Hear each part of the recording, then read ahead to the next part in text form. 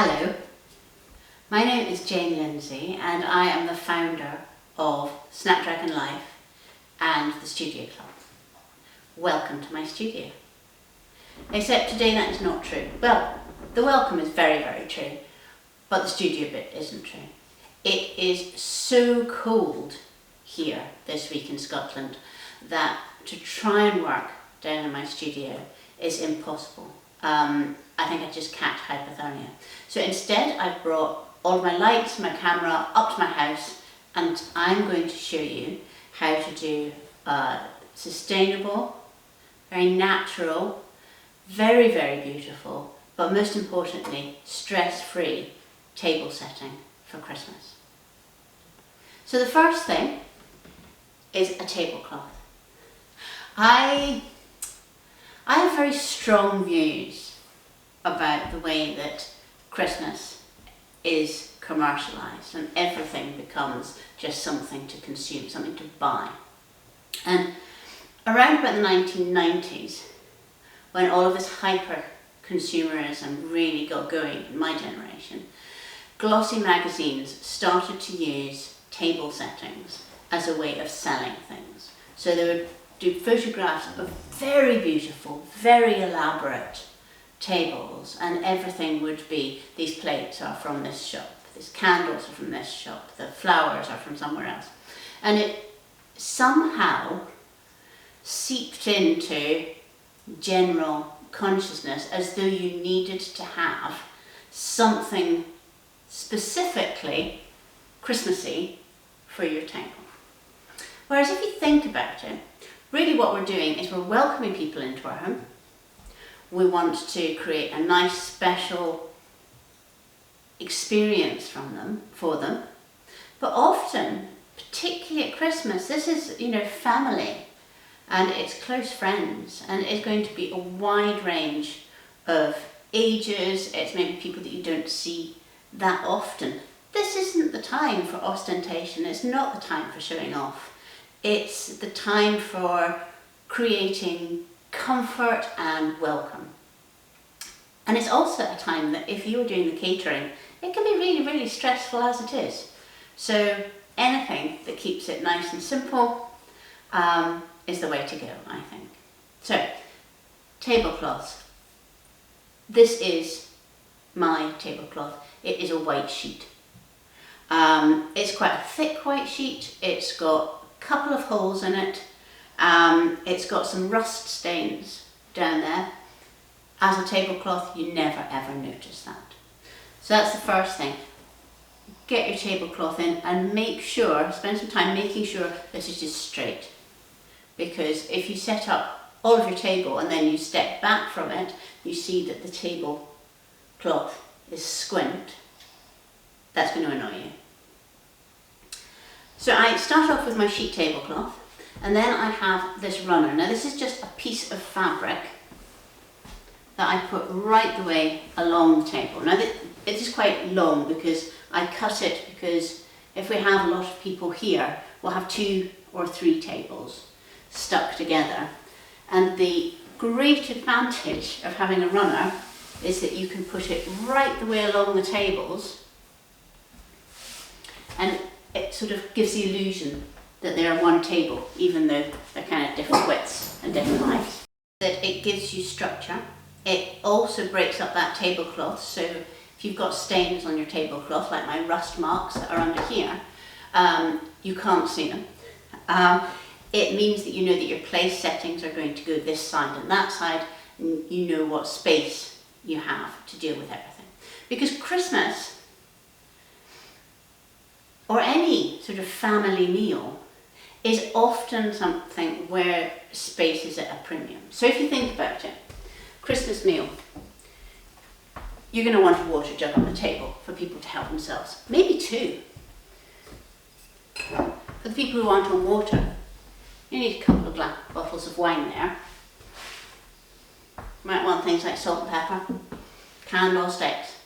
And you can see that on my table, suddenly space has become at a premium.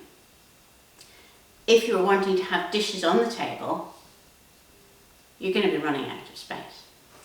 So rather than having big elaborate kinds of things, I'm going to show you how to just intersperse really basic, simple, I can't even call them arrangements, on your table to create a lovely, natural kind of setting.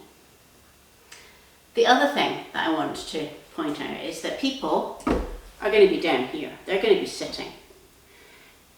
They possibly haven't seen family for a while. There are going to be children. There are going to be elderly relatives. It's very important that you can make eye contact with people around your table. So nothing should be higher than that jug is really, because you want to be able to see people, chat to them. If they're hard of hearing, they're going to be able to see your mouth. It's, as I say, it's not the time for anything fancy. Right, so what I have here are the two themes that I use throughout the year for creating table settings. Now, the first one is kind of earthenware. It's this dull, so not shiny, matte colours, browns and creams and things. Now, this is a mix of things. There are old bottles. You can buy these in vintage shops for around about £2 each. These are similar, these are even cheaper. And then I've got, these used to have candles in them, a little jug. And the point is that you don't want anything to match. So, kind of very different things. If you don't have anything like that, I'm absolutely sure that you would have something from my second collection, which is bits of glass. Now here I do have some old bottles. This is, I don't know, like a little crystal pot that I found when I was looking around the house. This is a yogurt pot, a jam jar, something that once had decorative kind of flavoured salt in it. A small cocktail glass. Go and have a look around your house, and because the important thing is that nothing matches, I'm absolutely sure that look in your recycling bin, look in your cupboards, all the things that are kind of put aside because you don't know what to do with them. Have a look. Interestingly shaped glasses, jars, perfume bottles, that kind of thing, and make a group. And you're going to need between, I would say, 5 and 11, depending on your table. So I'm going to show you how I put them together and show you them on the table, and hopefully you'll see how easy it is, and stop stressing about Christmas and start where you are, use what you have, do what you can, and create a wonderful Christmas table. So now I'm going to show you how basic my arranging actually is with these. So I have a pile of some Scots pine, like this. You could use any evergreen really, apart from box, because some people smell box as a bit cappy-ish. Now, if you don't smell it like that, you won't realise in your house, but other people might walk in and go, something's happened here. So, just a tip there. No box in the house. But rosemary works brilliantly. Bay. If you've got something that has really too many leaves and is a bit too clumpy, say holly or bay, for what I'm showing you, just pull off some of the leaves and make it more spare. So here I am with my Scots pine, and let's find a really little bit. Okay, I'm just going to put them into the jars like this. The wonderful thing is that something like this, it doesn't even need any water. So if you have toddlers at your table, then they can't grab things and spill it all over. Maybe it was only my toddlers that did that.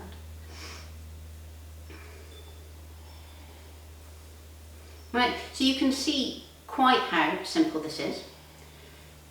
If a completely green colour scheme is going to be just too simple for you, you can use flowers.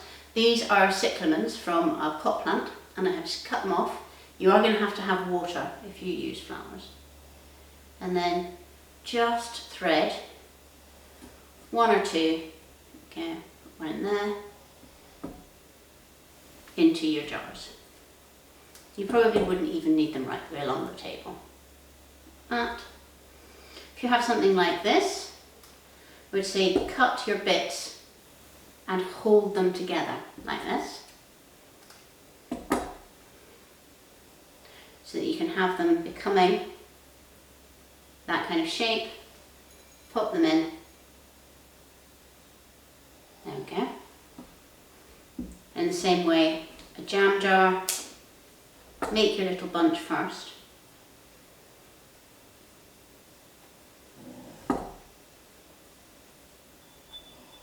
And then pop it all in together. This one's a bit too long. Right, you can see quite how simple they are. I'm going to move these along, and you'll see how effective they are once I've actually set the table. Right, and then these are my browny coloured things. And these I am going to use with some dried flowers, just to keep that same kind of feel. Exactly the same. Just pop in 2 or 3 things into each of these. Like that. Keep it really nice and airy. Thing that I would say with dried flowers on a table at Christmas is make sure that they're away from candles. I find that people often fiddle with candles. My dad particularly is very good at setting paper napkins alight. So this dried allium, and chop that off and then pop it like that. Now it's not going to move when it's on the table, so there we go. So yes, keep dried flowers away from candles. Particularly if it's something like this, you don't want it knocked into the flame and then everything will go up. So I would probably go as far as saying if you can't move them away from the candles in space, then have a look at those little battery kind of candles. That'll keep everybody very, very safe. Right, so you can see that this is really, really simple. Some beautiful poppy seed heads.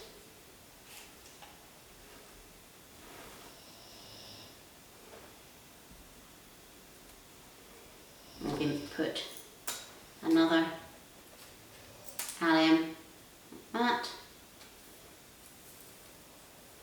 and chop down some. This is nipplewort. It's got a tiny little yellow flower. It's a wildflower, which grows all over my garden. It's obviously kind of a weed in the soil, and then in the winter it gets these gorgeous, gorgeous seed pods. So here we have, this is the Scots pine version of the table. And you can see that I just use things that I have. There are 3 flowers on this table cut from a houseplant and 2 sprigs of Scots pine. And then all of the vessels are things that I already had. Candles are in little jam jars, everything else is in bottles or reused packaging or small glasses. Didn't need to get anything. The point of gathering people around your table, the point of these festive occasions is exactly that. It's the sharing of a meal. And the more stress-free that we can make that, the more relaxed that everybody can be, where there's not things that can be knocked over by a toddler, where there's the opportunity to look into people's eyes as you talk to them, where there's no feeling that it's a display. That, I think, is what we need at Christmas. So I have made a little download, which you can get by clicking underneath this. And I do hope that you will subscribe to the channel and that you will like my video and that you'll leave a comment and let me know if you are gathering with your family and friends this Christmas. And until the next time, thank you very much for watching.